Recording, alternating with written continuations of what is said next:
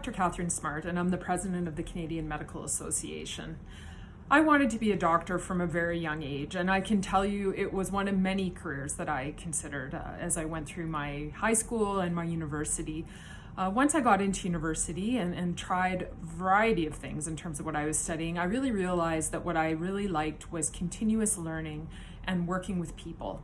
And that was the main thing that drove me to choose medicine as a career, and it's certainly a choice that I have not regretted.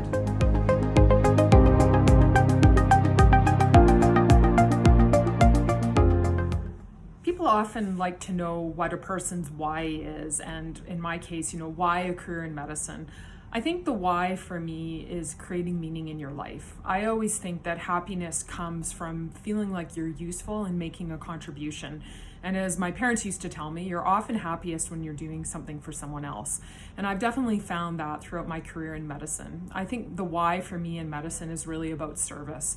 It's about service to others, to patients, to colleagues, and really working for the betterment of your community as well as our country. And I feel like as a physician, I get the opportunity to do that on many levels, both in terms of my direct patient care with my patients, but now also as a medical leader, where you can speak out and advocate on a national level and use that role to try to improve things, both for colleagues and patients.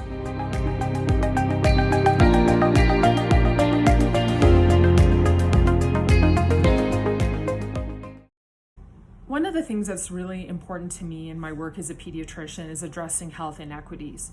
I moved to the Yukon 4 years ago because I was very interested in trying to improve access to child health resources here in the territory.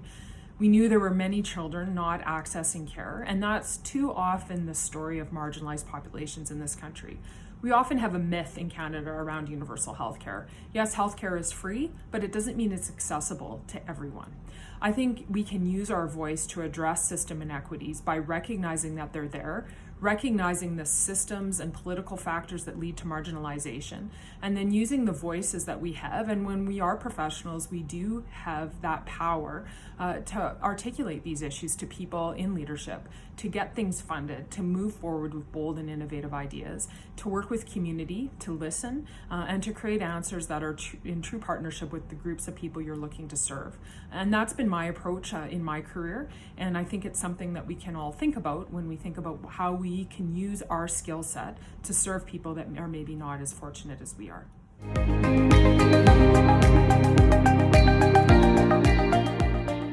I think mentorship is an important part of the journey of any professional. It's important to surround yourself with like-minded people, and also people that maybe challenge you from time to time to think about things differently. But most importantly, people that share your values and encourage you to be the best version of yourself.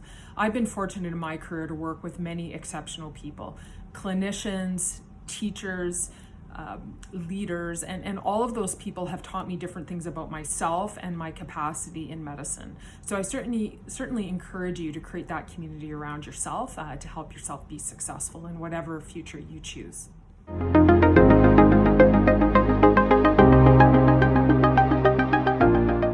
If I could give one piece of advice to my younger self, I think it would be to believe who people are the first time they tell or show you. I think often when things have gone wrong for me in my life, it's that I haven't really been willing to see what's in front of me. I think people often show us who they are through their words and actions right away, and sometimes it's not something that we want to see or believe, so we don't pay attention to what's actually in front of us. I think by listening and being observant and really taking people as they present themselves to you, you can avoid those pitfalls.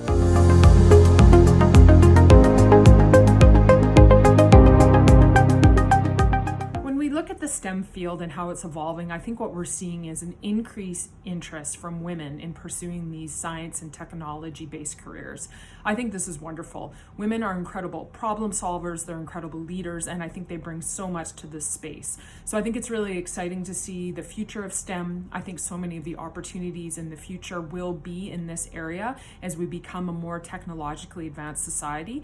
And I think women have so much to bring to this field, and I really encourage you to consider a career in STEM.